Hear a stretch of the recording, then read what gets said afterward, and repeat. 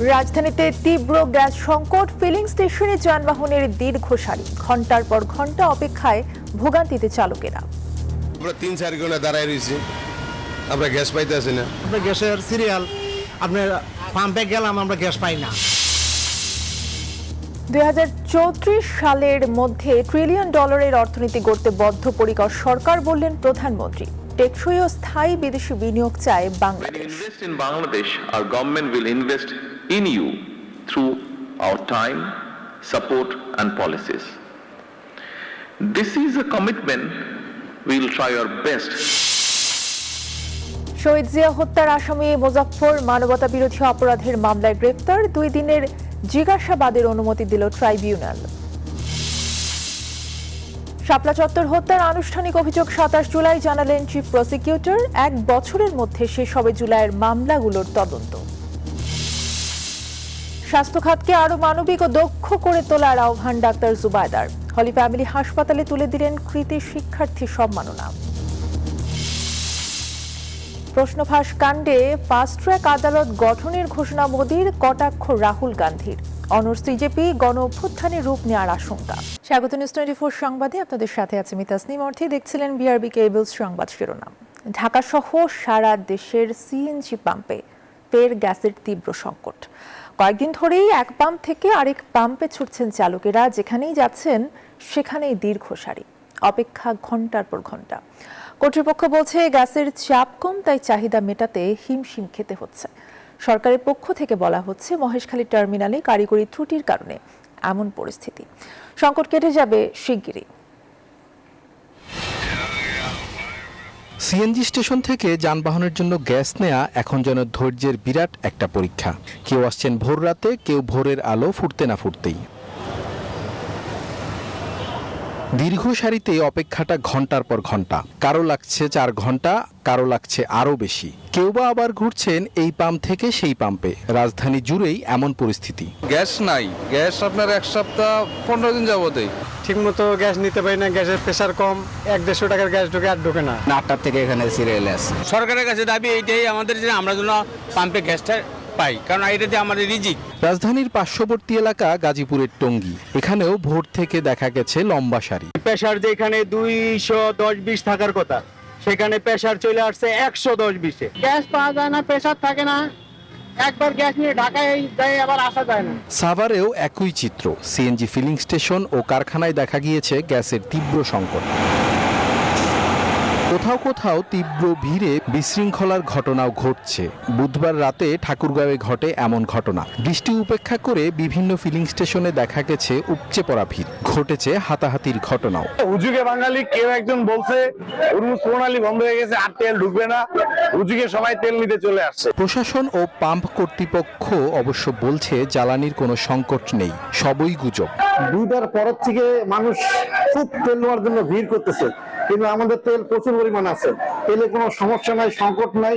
সরকারিভাবে জানানো হয়েছে আগামী 2-3 দিনের মধ্যেই কেটে যাবে গ্যাসের সংকট। মাইদুল ইসলাম, নিউজ 24, ঢাকা। দর্শক, প্রতিবেদনে যেমনটি দেখছিলেন, রাজধানী সহ সারা দেশেই দেখা দিচ্ছে গ্যাস সংকট, এবং এই বিষয়ে আরো জানাতে আমাদের সাথে সহকর্মী মাইদুল ইসলাম হিমেল আছেন যুক্ত। তার কাছ থেকে জেনে নেব। হিমেল, যেমনটি আমরা জেনেছি যে তীব্র গ্যাস সংকটের কারণে কিন্তু ফিলিং স্টেশনগুলোতে দীর্ঘ সারি লক্ষ্য করা যাচ্ছে। আপনি এখন কোন স্টেশনে আছেন এবং কি অবস্থা দেখছেন সেখানে? অর্থী, যেমনটি আপনি বলছিলেন যে গ্যাস সংকটের কথা, সেই গ্যাস সংকটের যে তীব্র ভোগান্তির চিত্র, সেই চিত্র কিন্তু এই সিএনজি স্টেশনটিতে দেখা যাচ্ছে। এবং আমি এই মুহূর্তে রয়েছি তেজগাঁওয়ের যে 1 সিএনজি ফিলিং স্টেশন রয়েছে, সেই ফিলিং স্টেশনে। এবং এখানে কিন্তু গ্যাস সরবরাহ কিন্তু একদমই বন্ধ রয়েছে, যে কারণে যানবাহনগুলো কিন্তু অপেক্ষা করছে। এবং যেসব যানবাহন সকাল থেকে অপেক্ষা করেছে তারা কিন্তু অনেকক্ষণ ধরে অপেক্ষা করছে এবং তারা কিন্তু গ্যাস পাচ্ছে না। এবং এখানে যেসব যানবাহন অপেক্ষায় রয়েছে তারা আসলে জানে না যে কোন সময় আসলে তারা তাদের কাঙ্ক্ষিত গ্যাস পাবে। এবং এর ফলে কিন্তু একটি ব্যাপক ভোগান্তির চিত্র লক্ষ্য করা যাচ্ছে। এবং যানবাহনের যে একটি দীর্ঘ সারি, সেই দীর্ঘ সারি কিন্তু লক্ষ্য করা যাচ্ছে। চালকরা কিন্তু অলস সময় কাটাচ্ছে এবং তাদের কিন্তু একটি কপালে কিন্তু একটি চিন্তার ভাঁজ পড়ে গিয়েছে, যে আসলে তারা এই কাজটি করেই, যারা সিএনজি চালক রয়েছেন তারা এর মাধ্যমে তাদের জীবিকা নির্বাহ করে থাকে। এবং গ্যাস না পাওয়ার ফলে কিন্তু তাদের যে জীবিকা নির্বাহ করা, যে তারা গাড়ি চালাতে পারছে না এবং তাদের জীবিকা নির্বাহ করা সম্ভব হচ্ছে না।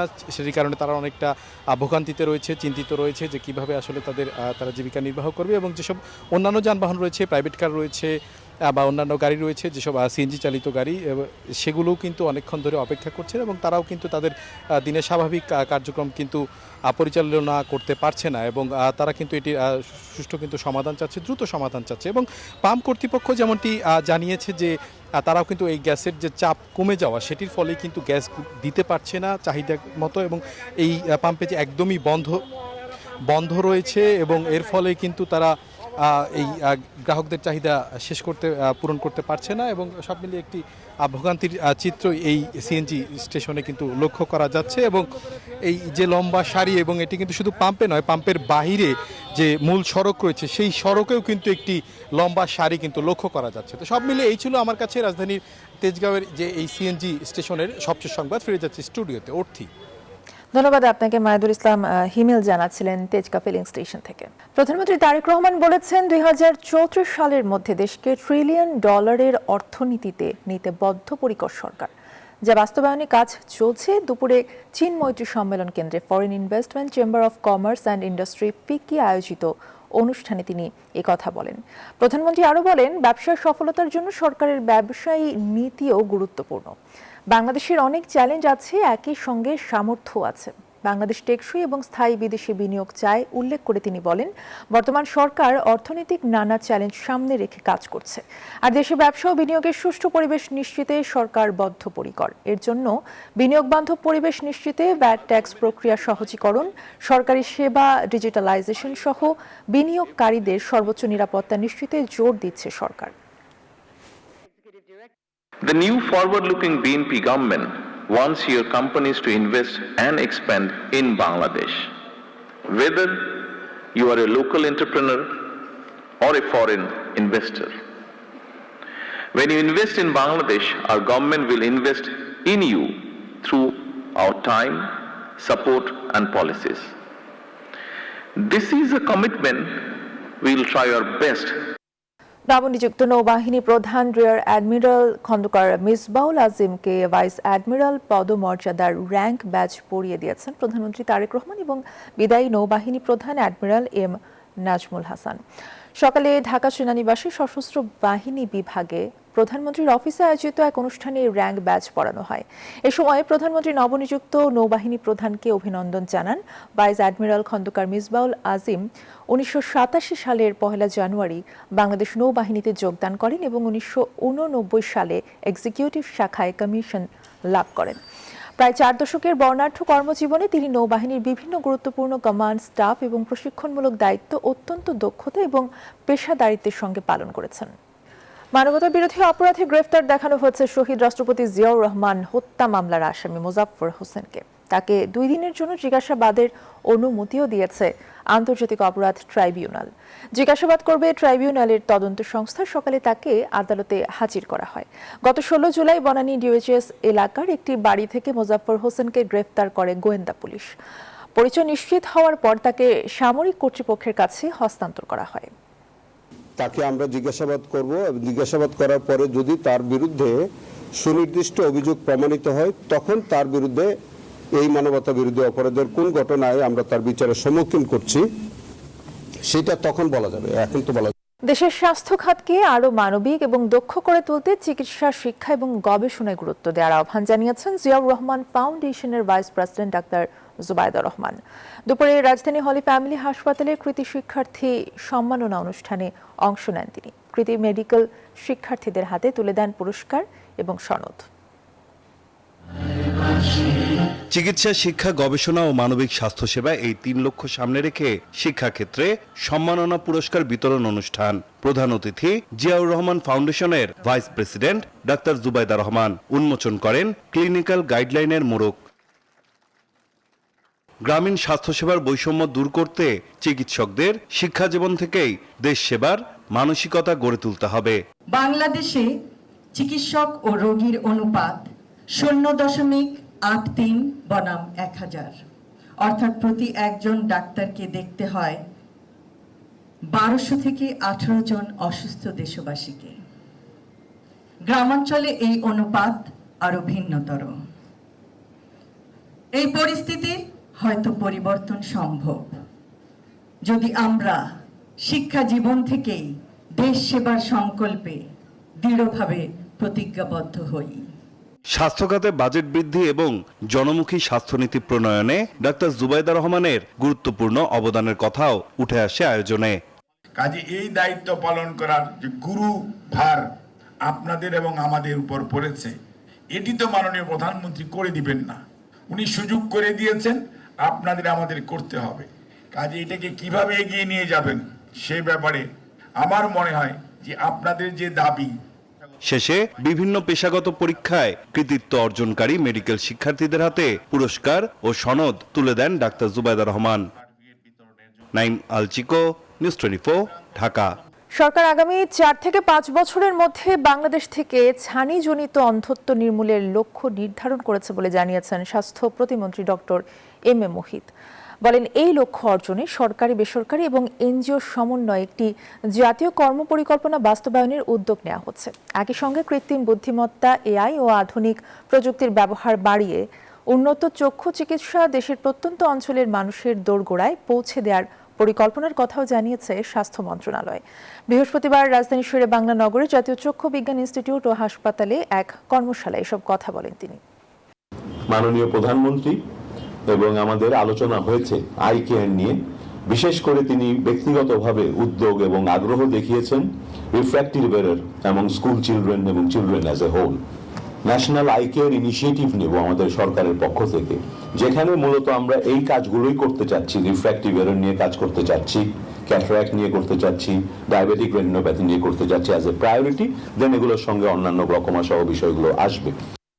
2013 সালে রাজধানীর মতিঝিল শাপলা চত্বর হত্যাযজ্ঞের আনুষ্ঠানিক অভিযোগ আগামী 27 জুলাই ট্রাইব্যুনালে দাখিল করা হবে বলে জানিয়েছেন চিফ প্রসিকিউটর মোহাম্মদ আমিনুল ইসলাম। এছাড়া জুলাই গণ অভ্যুত্থানে হত্যাযজ্ঞ এবং মানবতা বিরোধী অপরাধে দীপু মনি সহ আওয়ামী লীগ নেতাদের বিরুদ্ধে তদন্ত শেষ, শিগগিরই আনুষ্ঠানিক অভিযোগ দাখিল করা হবে বলেও জানানো হয়েছে। বৃহস্পতিবার ট্রাইব্যুনালে সাংবাদিকদের সঙ্গে আলাপচারিতায় তিনি এসব তথ্য জানান। আরো যে হত্যাকাণ্ডগুলো হয়েছে এবং অন্যান্য যারা পারপেট্রেটর যারা এটার সাথে সম্পৃক্ত তাদের বিরুদ্ধে ইনভেস্টিগেশন আমাদের চলমান। সেটা যখন ইনভেস্টিগেশন রিপোর্ট কমপ্লিট হবে তাদের বিরুদ্ধে আবার আলাদা রিপোর্ট সাবমিট হবে এবং বিচার কাজ চলবে। শাপলা নিয়ে আগামী সোমবার দিন আপনাদেরকে ব্রিফিং করব, আশা করি ওই দিন ইনশাআল্লাহ ফরমাল চার্জ দেব। খুলনা বিশ্ববিদ্যালয়ের বিজয় 24 হলের নারী ওয়াশরুমে গোপনে ক্যান্টিন কর্মীর মোবাইল ফোন রেখে ভিডিও ধারণের অভিযোগে ক্লাস পরীক্ষা বন্ধ রেখে বিক্ষোভ করছেন শিক্ষার্থীরা। এ ঘটনায় সকাল থেকে বিশ্ববিদ্যালয়ের সকল একাডেমিক এবং প্রশাসনিক কার্যক্রম বন্ধ করে দেন শিক্ষার্থীরা। পরে হাদি চত্বরে অবস্থান নিয়ে বিক্ষোভ করছেন তারা। শিক্ষার্থীদের অভিযোগ, বুধবার রাতে নারী ওয়াশরুমে একটি সন্দেহজনক মোবাইল ফোন পাওয়া যায়। পরে অভিযুক্ত ক্যান্টিন কর্মীর ব্যবহৃত মোবাইলে একাধিক গোপন ভিডিও পাওয়া যায়। অভিযুক্ত ক্যান্টিন কর্মী ইমাম হাসানকে আটক করেন শিক্ষার্থীরা। দীর্ঘদিন ধরে ভেন্টিলেটরের ফাঁকে মোবাইল ফোন রেখে ভিডিও ধারণ করতেন এবং তা বিভিন্ন টেলিগ্রাম গ্রুপে শেয়ার করতেন তিনি। এ খবর ছড়িয়ে পড়লে ক্ষোভে ফেটে পড়েন শিক্ষার্থীরা। এ ঘটনায় সুষ্ঠু বিচারের দাবি জানান তারা। ভারতে প্রশ্ন ফাঁস জালিয়াতি নিয়ে চলমান ছাত্র বিক্ষোভের মাঝে প্রথমবারের মতো মুখ খুলেছেন প্রধানমন্ত্রী নরেন্দ্র মোদী। দোষীদের দ্রুত এবং কঠোর শাস্তি নিশ্চিতে দেশে বিশেষ আদালত গঠনের ঘোষণা দিয়েছেন তিনি। তবে প্রধানমন্ত্রীর এই ঘোষণার তীব্র সমালোচনা করেছে বিরোধী দলগুলো। রাহুল গান্ধীর অভিযোগ, দেশের শিক্ষা ব্যবস্থাকে ধ্বংস করছেন স্বয়ং প্রধানমন্ত্রী। অন্যদিকে শিক্ষামন্ত্রীর পদত্যাগের দাবিতে অনড় অবস্থান নিয়েছে ককরোচ জনতা পার্টি সিজেপি। রাজপথ উত্তাল, রোদ বৃষ্টি উপেক্ষা করে অধিকার আদায়ের লড়াইয়ে রাস্তায় অনড় হাজারো শিক্ষার্থী। চূড়ান্ত অবরোধ ও সরাসরি লড়াই চতুর্থ দিনে গড়ালো। স্মরণকালের অন্যতম তীব্র ছাত্র আন্দোলনে স্লোগানে প্রকম্পিত চারপাশ। দীর্ঘদিন ধরে চলা প্রশ্ন ফাঁস বিতর্কে শিক্ষার্থীদের উদ্দেশ্যে প্রথমবারের মতো বার্তা দিলেন নরেন্দ্র মোদী। এক্সে দেয়া পোস্টে দোষীদের বিচারের আওতায় আনতে ফাস্ট ট্র্যাক আদালত গঠনের কথা জানান প্রধানমন্ত্রী। হুঁশিয়ারি দেন, তরুণদের ভবিষ্যৎ নষ্টকারীদের কোনোভাবেই ছাড় দেয়া হবে না। কয়েক মিনিটের মধ্যেই এর কড়া প্রতিক্রিয়া জানান রাহুল গান্ধী।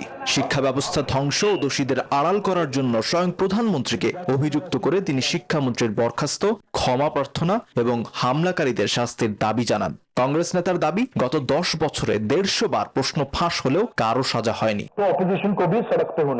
প্রধানমন্ত্রীর এমন বার্তার পর শিক্ষামন্ত্রী ধর্মেন্দ্র প্রধানের অবিলম্বে পদত্যাগের দাবিতে সামাজিক মাধ্যমে নিজেদের অনড় অবস্থানের কথা পুনর্ব্যক্ত করেছে ককরোচ জনতা পার্টি।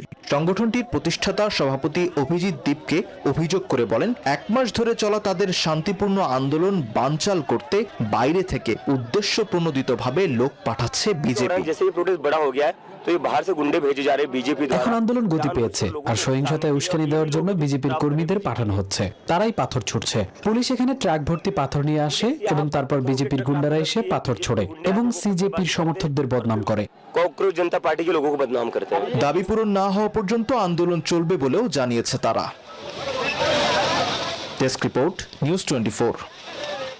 ভারতে প্রশ্ন ফাঁসের প্রতিবাদে শুরু হওয়া বিক্ষোভ গণ অভ্যুত্থানের রূপ নেওয়ার আশঙ্কা তৈরি হয়েছে। জেনজি তরুণদের নেতৃত্বে গড়ে ওঠা ককরোচ জনতা পার্টির আন্দোলনে এরই মধ্যে যোগ দিয়েছে বিরোধী দল, নাগরিক সমাজ এবং প্রবাসী ভারতীয়দের একাংশ। তাই প্রশ্ন উঠছে, এটি কি শুধু শিক্ষা সংস্কারের লড়াই নাকি ভারতের রাজনীতিতে নতুন এক পরিবর্তনের সূচনা? বিশ্লেষকরা অবশ্য বলছেন, গণ অভ্যুত্থানের রূপ নেবে না এই আন্দোলন, তবে সাধারণের তোপের মুখে পড়েছে সরকার। ভারতের ছাত্র সমাজ অধিকার আদায় নেমেছে রাজপথে। ন্যায়ের দাবিতে তাদের বজ্রকণ্ঠ কম্পন তুলেছে শাসকের রথে। মেডিকেল প্রশ্ন ফাঁসের প্রতিবাদে দিল্লির আগুন ছড়িয়েছে ভারতের একাধিক রাজ্যে। স্লোগান উঠেছে ধর্মেন্দ্র প্রধানের পদত্যাগের, পুলিশি জুলুম বন্ধের। আন্দোলনে বিরোধী আইন প্রণেতা, নাগরিক সমাজ ও প্রবাসী ভারতীয়দের যোগদান, সব মিলিয়ে যেন গণবিক্ষোভের প্রতিচ্ছবি। তীব্র এই বিক্ষোভের লেলিহান শিখা ভারতীয় শোষক ও শাসক গোষ্ঠীর ভিত কাঁপালেও তা এখনই গণ অভ্যুত্থানে রূপ নেবে না বলে মত ভারতীয় বিশ্লেষকদের। ভারতের শাসন ব্যবস্থা, সরকার ব্যবস্থা, যারা রাজনৈতিক নেতৃবৃন্দ, এরা এতটাই শক্তিশালী যে এখানে রাস্তার আন্দোলন করে আপনার সরকার ফেলে দেওয়া, গণ অভ্যুত্থান করে সরকারকে উল্টে দেওয়া, শাসনতন্ত্রকে ফেলে দেওয়া, এটা সম্ভব। ভারতের প্রতিবেশী শ্রীলঙ্কা থেকে বাংলাদেশে হয়ে যাওয়া ছাত্র বিক্ষোভ থেকে গণ আন্দোলন সরকার পতনের কারণ হলেও 36 রাজ্যের ভারতে তা সম্ভব নয় বলে মত এই বিশ্লেষকের। বাংলাদেশের কথা, আমাদের পার্শ্ববর্তী দেশ, সেখানে সফল হয়েছে তার একটি মাত্র কারণ হচ্ছে সেখানে দীর্ঘ 15 বছর ধরে একটা অগণতান্ত্রিক স্বৈরতান্ত্রিক শাসন চলেছে। সরকারের স্থায়িত্ব নেই, নেপালে দুর্নীতি, আর শ্রীলঙ্কাতে ছিল হচ্ছে ক্রমবর্ধমান অর্থনৈতিক দুরবস্থা। দেশগুলি বাস্তবতা যেহেতু ভিন্ন, তাই এই দেশগুলির সাথে বৃহত্তর ভারতকে তুলনা করাটা মনে হয় ঠিক হবে না। দেশটিতে চলমান আন্দোলনের গতিপথ নিয়ন্ত্রণে প্রধানমন্ত্রী নরেন্দ্র মোদী সব ধরনের ব্যবস্থা নেওয়ার প্রতিশ্রুতির পাশাপাশি মুম্বাইয়ে গণজমায়েত নিষিদ্ধ করেছে। এতে বিপরীতমুখী পদক্ষেপই সরকারকে সাধারণের তোপের মুখে ঠেলে দিয়েছে বলেও মত বিশ্লেষকদের। ছাত্রদের প্রতি এই লাঠিচার্জ উচিত হয়নি। এই ব্যর্থতার দায় তো নৈতিক দায় কাউকে নিতেই হবে। এমন অবস্থায় ভারত গণ অভ্যুত্থানের পথে হাঁটছে কিনা তা এখনো স্পষ্ট নয়, বরং ছাত্রদের দাবি পূরণ হওয়া মাত্র বিক্ষোভ প্রশমন সম্ভব বলে মত আন্তর্জাতিক বিশ্লেষকদের। নীরব দাস, নিউজ 24। আর এই ছিল এখনকার সংবাদের সাথে থাকায় ধন্যবাদ সবাইকে।